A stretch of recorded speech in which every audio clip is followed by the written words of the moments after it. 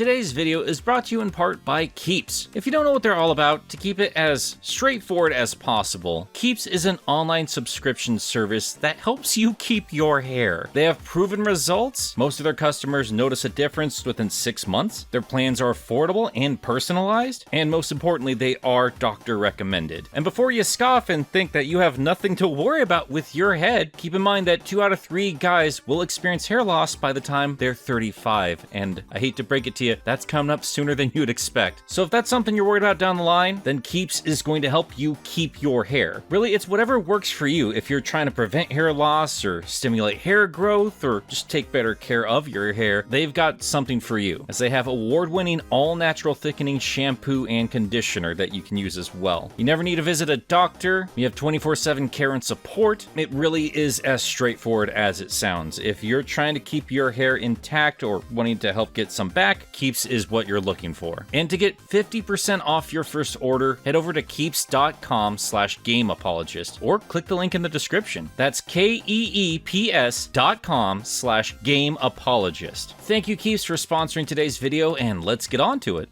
Welcome back to Sonic Speed Reading, and we have finally hit issue 50 of the IDW series. As you might recall, Sonic, Tails, and Belle have been following a bunch of badniks who have been converging on Eggman's new city. And while Eggman trying something big and crazy is nothing new, Tails points out that it is a little weird that there's no declaration. He's usually not so cloak and dagger with whatever he's up to. But as we already know, if you've been following along with the Imposter Syndrome miniseries, it was actually Dr. Starline who took over this new city, leaving Eggman to escape. Warbot informs Starline that surveillance has identified our heroes on the approach, and Starline, with a smirk, tells him to send out Surge and Kit. And then he gets on to monologuing to himself. All of his plotting and planning has finally come into fruition, but he's interrupted by Dr. Eggman in his Egg Emperor mech from Sonic Heroes, saying, "Excuse me, Doctor, you're in my seat." And then he, oh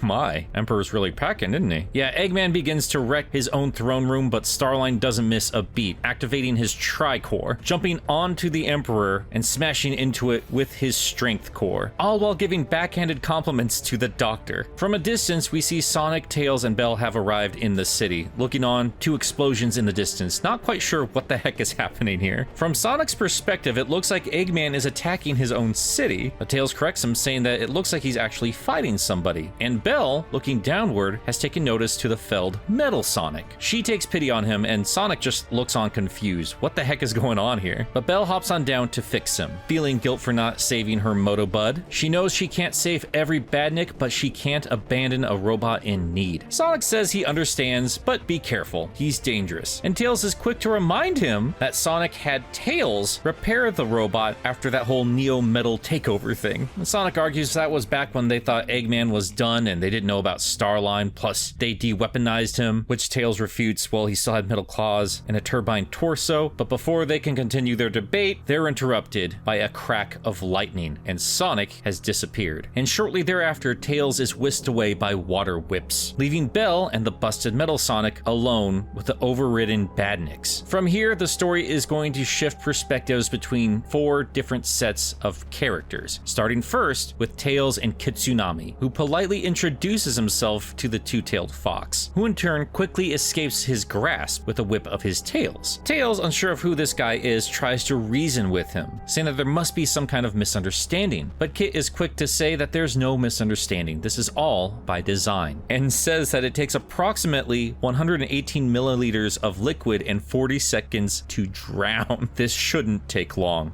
and this arc goes much harder than it needs to, oh my god. And while their fight is about to begin, Surge, who has snatched up Sonic, runs them into a building with a large domed ceiling and wreckage all over the floor. And as she comes to a halt, she slams Sonic into the guardrails. And despite all of her aggressive gloating that we've seen in the Imposter Syndrome miniseries, when she finally confronts Sonic for the first time, instead of snarking and smirking or challenging him to a fight, she instead blames him for everything that's happened to her. Starline and Eggman, yeah, they're a part of everything that happened, but when it boils down to it, it's because of Sonic's inaction that everything is the way it is. If Sonic had just taken taken them out, she would never have been made. And if that had just gone against his precious moral code, he could have just stood out of the way and quit. But instead, he keeps on fighting and continues to let those idiots keep making the same mistakes over and over again. And the world loves him for it. And she's decided she's ending all of it. Sonic, getting up, says, "Sorry, maybe I spoke too fast. Let's try again. Hi, I'm Sonic, and you are?" The powered up and furious Surge is momentarily taken off guard there, but with a chuckle, she says, "Yeah, I'm Surge the Tenric." And with that, she makes her opening attack against the Hedgehog, saying his speed of sound is no match for her speed of light. And I do love that they're using lightning to show off her speed as opposed to Sonic's wind. It's kind of like he's fighting the movie version of himself. That's just a nice little touch. And Sonic, with a smirk, fights back, with the two of them darting around the dome. We finally return our attention to Eggman and Starline. Eggy's not quite sure where the platypus ran off to, so he begins to yell at him through the loudspeakers of his mech. They're recapping everything that's led up to this point, just in terms of what Starline has been up to in the past few miniseries. And it's Eggman finally piecing together that all the strange raids and everything happening with Zavok in prison, that was all Starline's doing. Meanwhile, Starline tries to figure out a way to counteract the Doctor's Egg Emperor, and he assumes that if Eggman was able to escape into a bunker to retrieve this mech, then that means that bunker must be nearby, and in turn, more mechs must be at the ready. And sure enough, there is indeed one. Starline goes on the attack with the Egg Robo from Sonic Lost World. I just want to give a quick shout out to my patrons who pointed out that's where this mech is from, because it's been so long since I played that game, I literally forgot that's where it came from. We now have an Egg Mech versus Egg Mech battle, and it's awesome. And as the two grapple, Starline pleads with Eggman, saying that his plan will work, and when it does, the world will belong to the both of them. But Eggy responds saying that he does not share, and if Starline really understood him, he would know that Eggman settles for nothing less. The comic then again shifts its focus back to Belle and Metal Sonic. She's still trying to figure out how to bring him back online while avoiding Starline's signal, and she manages to do it by acting as a router and using Tails' Zeddy Zapper to block the control signal, and that seems to do the trick. But Metal wakes up as the same deadly robot he's always been known for, but instead of attacking Belle, he instead attacks a Motobug coming up from behind. Since the two robots are connected to the Egg Neck, she can access his files and sees that Metal Sonic perceives her as Egg Tech. She wants to know where Eggman is, and since she can't let Metal Sonic out of her router's range, she joins the killer robot on his return trek to Eggman. Shifting focus yet again, we go back to Tails and Kitsunami. And as you can see, they're not actually fighting. Tails is just flying away, dodging the attacks. But while he does, he compliments the control Kit has over his weaponry. And even while sneering, Kit responds well to the compliment, and Tails takes notice. So he doubles down, saying how cool his gear is. But Kit responds that it's not his. And Tails responds, well, even if he didn't make it, it's still impressive that he's operating it at all. It does take a lot of skill and finesse. And all this is just catching Kit off guard. He was not expecting Tails to be this kind to him. Tails continues to lead the conversation, asking if they could calm down and just talk things out. The kindness further confuses Kit, but he does eventually agree to have Tails sit next to him to at least talk for a bit. When Tails approaches the confused blue fox, he begins to ask a few questions and quickly learns about Starline and what's going on in the city, having to be very careful with the way he asks questions, as Kit is emotionally unstable and quick to flip a trigger, as we can see as he talks a little bit too much about Starline. But Tails continues to keep his cool, saying that he wants to help Kit stop Starline, and Kit seems to respond pretty well to this. That is right up until Tails says that they need to go find Sonic. This completely sets off Kit, as it's his sole duty to back up Surge, and Surge has to destroy Sonic. And speaking of those two, they continue their battle in the rubble, and it looks like they're giving each other quite the workout. And Sonic says it's been a while since he tussled like this, and he hopes that she's having as much fun as he is. And this just pisses off Surge. She's not here to have fun. This is a duel to the death. But Sonic just waves it off. It's like, yeah, no, I've heard all that before. He's used to this shtick. This just makes Surge all the more angry, saying that this is not a shtick. This is who she is. Certainly haven't heard anything like that before. And Sonic calmly responds that he appreciates that. He really does. And then stops her dead in her tracks in the middle of her attack, and then hopping up to a high piece of rubble. And here he says that he doesn't know her full story, so he can't judge, but he's not going to let her hurt anybody. And when Surge tells him to end it, he says no, he'd rather give her a chance to rebound. Surge then calls him naive, and Sonic says that he likes to keep it simple. And this is where he basically lays out his philosophy to Surge and in turn the audience. And we're gonna just read it out verbatim because we're gonna have to talk about this a little bit later. He says, "I live for the moment. I want to see the world, find all its thrills and adventures, and enjoy them. I want everyone to have that freedom too, and you wouldn't get that opportunity if I took that chance away from you. I've made peace with enough enemies to know that there's a better way. So I'm willing to chalk this up as a rocky start and let us have a do-over, if you will." Surge asks, "Just like that?" Sonic says, "Yeah, just like that." The doctors too? "Yeah, even them." She repeats little bits and pieces of what was just said to her. To reinvent herself, see the world, the same one that rejected her. See, if she had volunteered to work for Starline, obviously she didn't have anything good going on in her life previous to this. And if she had been kidnapped, well, nobody's been looking for her. She heard what Sonic's about and she's not about it herself. And Sonic, with an exasperated sigh, says, "Fine, we'll do it your way." The two continue to debate as they fight. If Sonic's allowing her to have her freedom, then she should have the freedom to do as she pleases. Sonic once again avoids her attack and knocks her on her ass. While he believes in freedom for everybody, he is not going to allow her to take away anybody else's freedom. If she decides to be a problem, then she decides to get her ass kicked by him. And the sad, angry Surge retaliates yet again, saying that she was built to end him and his morals, his friends, his world. She's going to burn it all down. But before we see how that concludes, we turn our attention back to the two Egg mechs, with Starline screaming that he is doing all of this for Eggman. But Eggman dismisses all of it, saying that all Starline is managing to do is waste his time, wreck his stuff, and piss him off. And with that, the Emperor strikes the killing blow on Starline's mech, who responds with another compliment, saying that he is thrilled to see that Eggman is the superior mecha pilot, but he had chosen the wrong machine to face Starline. See, this is a lovely reference to Sonic Heroes. This was one of the bosses from that game, and in turn, the very model that was defeated by the power cores. And now, having been somewhat weakened in their mech battle, Starline lets loose the Tri-Core Blast, destroying the Egg Emperor in one fell swoop. Starline lands with his Tri-Core depleted, exhausted, but seemingly having won the battle, saying that this is what happens when you don't plan for contingencies.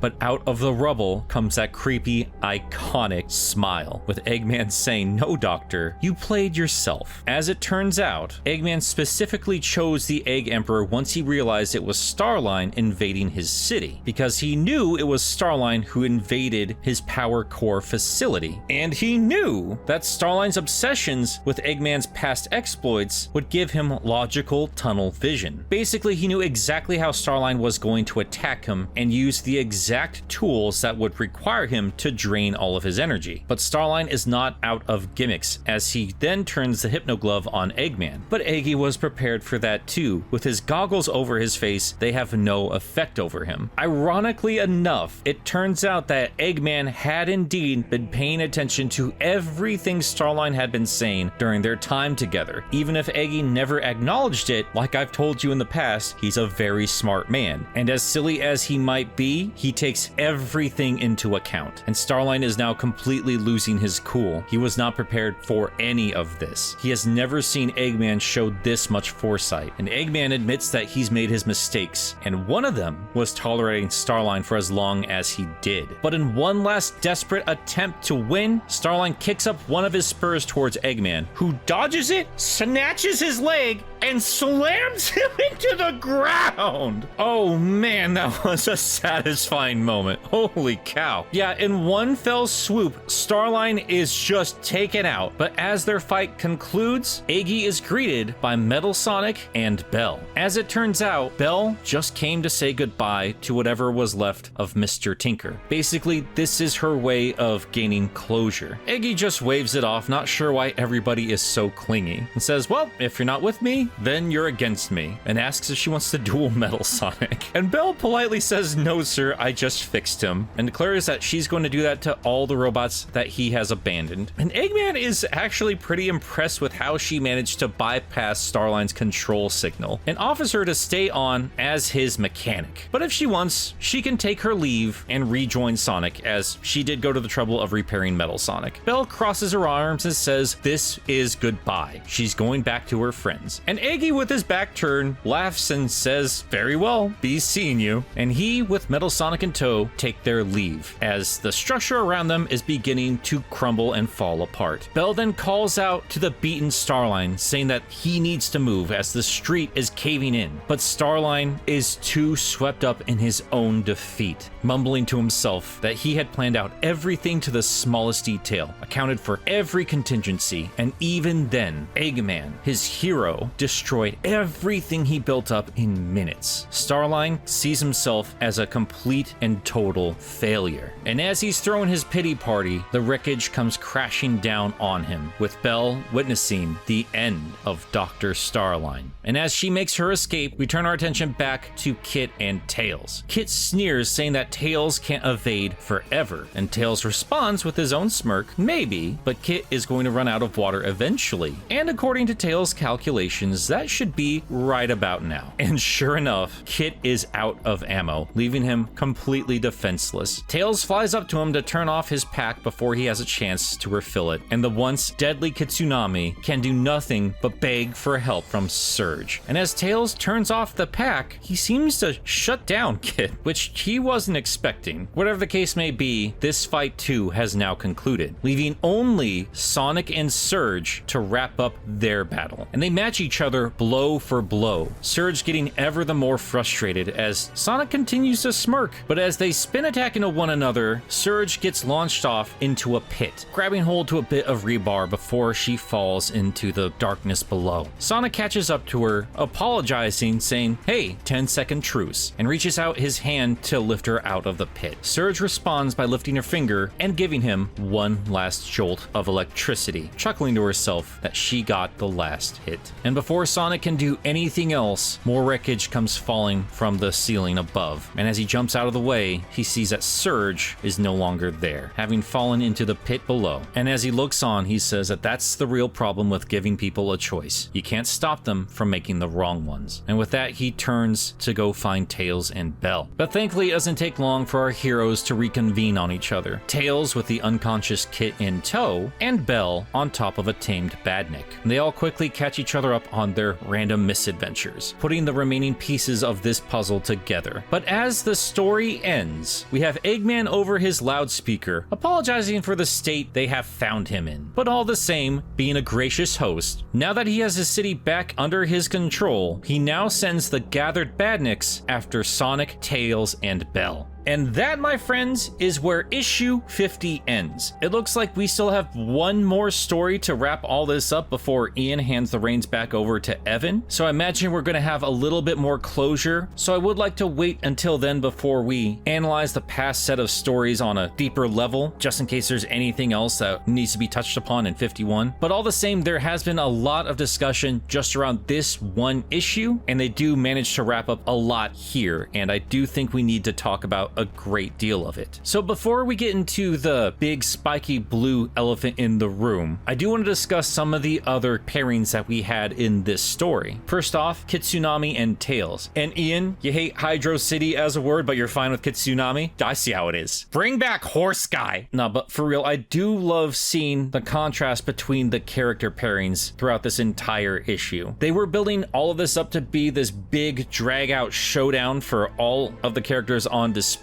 here, and in some cases we did get that, but not quite in the way that I feel a lot of people were expecting, and I honestly think it works. Tails is a reliable fighter, but his greatest weapon has always been his brain. He has spent the entire confrontation with Kitsunami just trying to talk the kid down, and even when that failed, he didn't launch a single spin attack at the guy. He just waited for the blue fox to run out of water, and once that happened, Kit was completely defenseless. It became very apparent very quickly for Tails that this was a very troubled little fox, one that didn't seem to want to be in the position he was in. And while talking is its own tactical maneuver and Tails is mostly playing a negotiator, he is still as compassionate as he is smart. And I thought this was a fantastic way to show that in this battle. And while I didn't get as much play as everybody else, I did love seeing Metal Sonic and Belle together, showing both the greatest creations of Dr. Eggman and Mr. Tinker side by side. Belle Belle still is technically the enemy of Eggman, but I did love seeing how she interacted both with Metal and with Eggy himself once they finally were in the same room together, and I think this was the very first time these two have interacted outside of a screen. I thought this was a lovely bit of closure on this part of her character so she can move on to whatever comes next for her. Not in some big horrible clash with Metal Sonic, but by helping out robots and just staunchly telling Eggman that she is going to carry on with her life. And Eggman, while he doesn't flat out say it, I do still think he respects at least the build of Belle. While he has no intention of ever returning to the Mr. Tinker persona, I still think a very little part of him reflects on that part of his life warmly, and I think that's represented in Belle's existence. But speaking of Eggman, man, was it satisfying watching him and Starline duke it out through this entire issue. For me, this was the standout fight. The two Eggmechs duking it out was a lot of fun, and man, it was really, really satisfying to see Starline finally stand up to Eggman and have them duke it out both verbally and physically. The fight was inventive, and it was a lot of fun, and the ending was so unbelievably satisfying. I've said it in previous videos, but yeah, it was very apparent that Eggman has always been paying attention to Starline, but it was never for Starline's benefit. It was always as a contingency in case Starline ever turned on him. And in brutal irony, it turns out that Eggman is every much the person that Starline idolized him being, but it turns out that only became apparent when Starline challenged him. And in a matter of minutes, he dismantled all of the plans that Starline has been cooking up. Everything that we'd been seeing in the Bad Guys miniseries or the Imposter Syndrome miniseries, it all fell apart in this one battle. And as it turns out, even that fight had been planned down to the very last blow. And even when you strip away all the gadgets and robots and mechs, even in a physical one-on-one battle, Eggman takes Starline out in one fell swoop. We have seen in previous incarnations of these characters, I'm thinking of Archie specifically, of some of these brand new comic characters existing merely to show up these established iconic characters. But here, no matter how well established Starline has become in the series, it shows us why Eggman is top dog in terms of Sonic villains. And while I can kind of feel for the sad, disgruntled Starline in his defeat, he also kind of had it coming. When you look back at everything that's happened in the IDW series, and all because of Starline, yeah, there really was no other way to wrap up this story. And while down the road they could say that he managed to escape the rubble, or maybe he injected himself with the same modified metal virus cells that he gave to Kit and Surge, I think for now, and for a good long while, this is the last we will see of Dr. Starline. And I kind of figured that was going to be the case going into issue 50, but that does not make this any less satisfying. And,